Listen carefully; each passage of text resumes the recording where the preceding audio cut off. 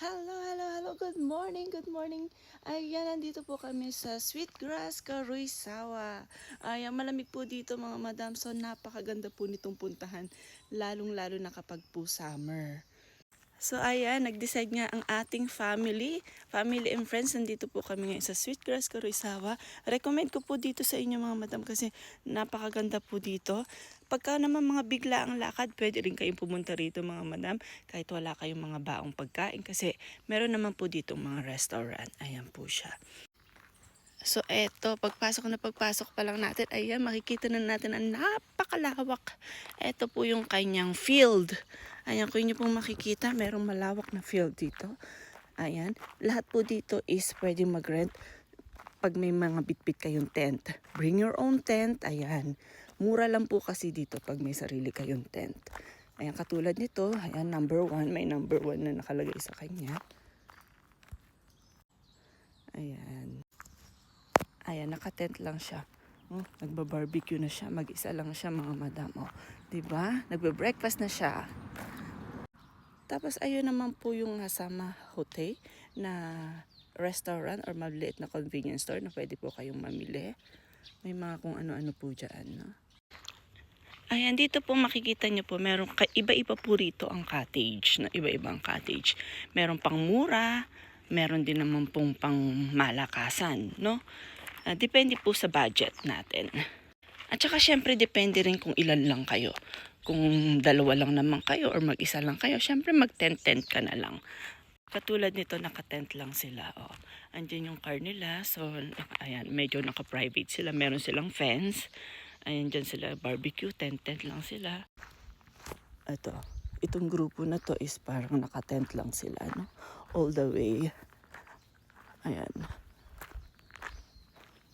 Tapos ito naman, yung mga cottage na mga malalaki na talaga. Yung pang maramihan na grupo. No? So ayan, tinahulan tayo ng aso. Ang ingay natin umagang umaga. So pwede rin po kayo magdala ng pet. Pets are allowed. So ang ganda rito, hanggang dito sa baba meron po yan dyan. So sobrang laki po talaga nito, no. Tapos marami rin po dito mga activities. Pwede maglaro dito ang mga kids. So ito yung mga pangmalakasan ng mga parang rest house na talaga siya. Parang good to 10 to 15 person. Ayan, pag maramihan kayo. Ito po is hindi per head, no? Hindi per head po ang renta rito. Ang rent po dito is per cottage. Ayan, katulad nito. Siguro worth na namang or 70,000 yen to 80,000 yen. Ayan, basta marami kayo, pwede na kayo mag-chip in dyan, guys. Ito naman yung mga pang, siguro mga 5 to 7 person, ganyan. Depende po, no, kung ilan po kayo. So, ito nga pala yung aming place. So, ang laki ng aming place, no. Good to 15 person yung aming nakuha. Pero, ilan lang kami, 7 person lang kami. So, maluwang pa kami sa loob. So, dito kami nag-barbecue. Ayan. Siyempre, liligpitin lang ninyo ang inyong pinaggamitan after. No? Pwede kayong mag-barbecue rito hanggang 10 ng gabi. Tapos, libre na po yung mga woods. Ayan po yung mga woods natin. Ayan, libre po dyan. Liligpitin nyo lamang, kailangan walang may iwan ng mga meat, mga karne, mga pagkain kasi nasa yama tayo, nasa bundok tayo. Syempre hindi may iwasan, may mga bear.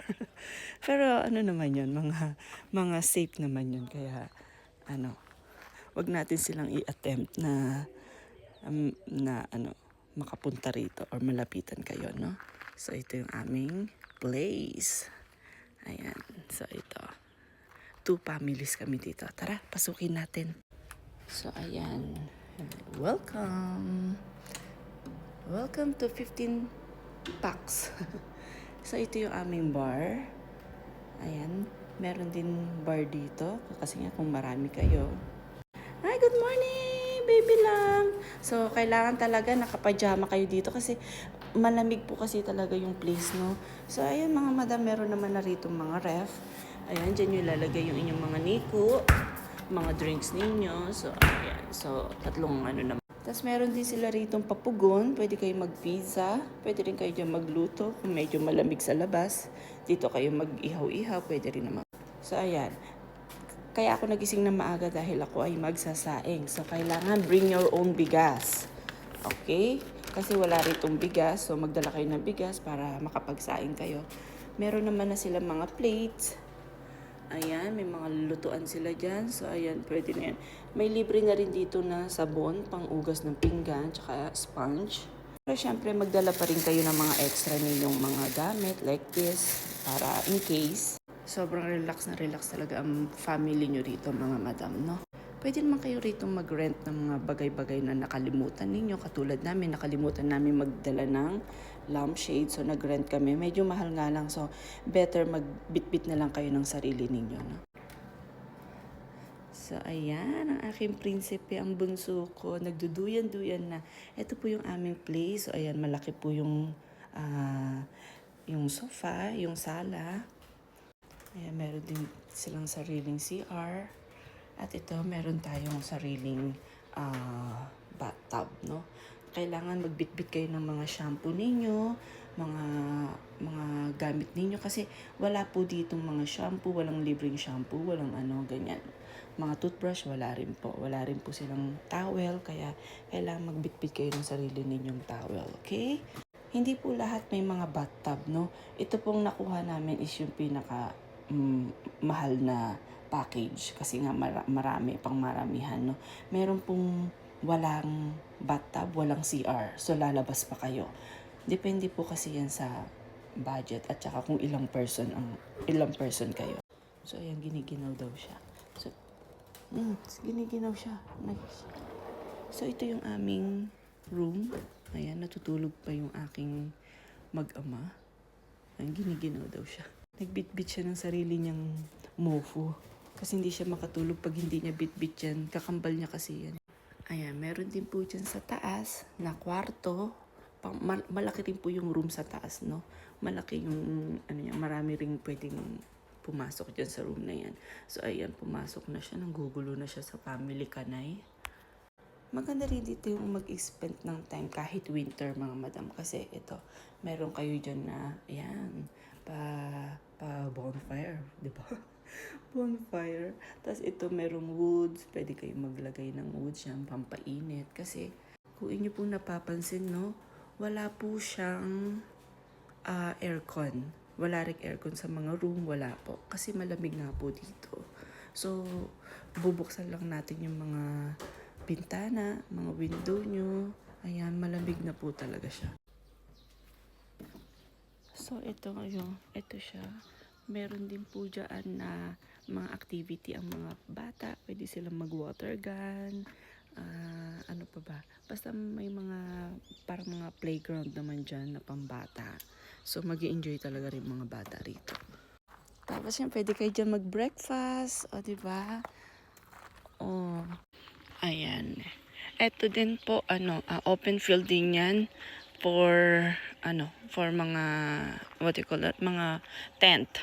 Tapos ayun, pag may mga dala naman kayong mga fruits or mga watermelon, ayan, pwede nyo po dyan ilbabad, no, para malamig. Kasi katulad nila, nakababad lang yung kanila. Kasi sobrang lamig po talaga nito. Para po talaga siyang ref. Diyos ko, ang lamig. Tapos kung ang inyong makukuhang cottage is walang parang kitchen, walang ugasan, or walang ugasan, yung mga hindi, pwede kayong lumabas, pwede nyo po itong gamitin, yan. Dyan po kayo pwedeng mag-ugas ng mga gamit ninyo. Ayan. So ayan, ang ganda rito guys, oh. Tingnan mo sila, mga naka-tent lang, no? Tapos mga nakasasakyan lang nila, ganyan. Ang mahirap lang dito mga madam, kasi baka biglang umulan. Umuulan po kasi yata dito sa gabi. Oo, so kawawa pag may mga bata, no? Lalo na kung naka-tent lang kayo. Papasok kayo sa kuruma, doon kayo matutulog. So ayan, nagba-barbecue na sila. Ayan, ang saya-saya. Barbecue in the house show. Ganyan lang sila mga madam. At ito nga pala yung pangarap kong sasakyan.